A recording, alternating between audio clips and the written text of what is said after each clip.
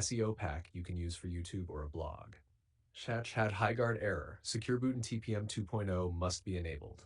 This error occurs because HighGuard's Wolf security firmware requires Secure Boot enabled, TPM 2.0 enabled for system integrity and online game authentication. If either is off, the game or software is blocked. Open quote, this is not a Windows problem, it's firmware level security, close quote. Stack step-by-step fix.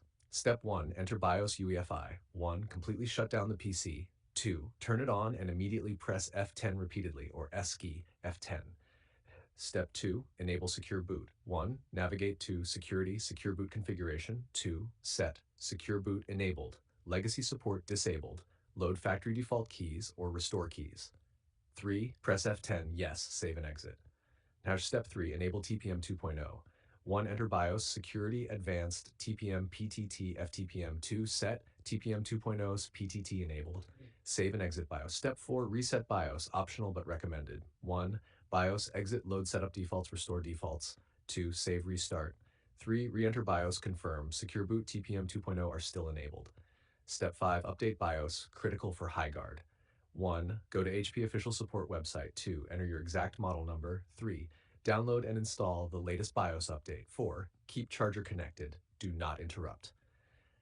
Step 6, Windows verification. 1, press Windows R, tpm.msc. Team management should show TPM 2.0 ready. Press Windows R, MMS Info 32, check Secure Boot state on. Quick summary, enable Secure Boot. Enable TPM 2.0 PTT, fTPM reset BIOS defaults, update BIOS firmware, verify in Windows TPM 2.0 plus Secure Boot. This fixes 99% of HighGuard's Secure Boot and TPM 2.0 must be enabled errors.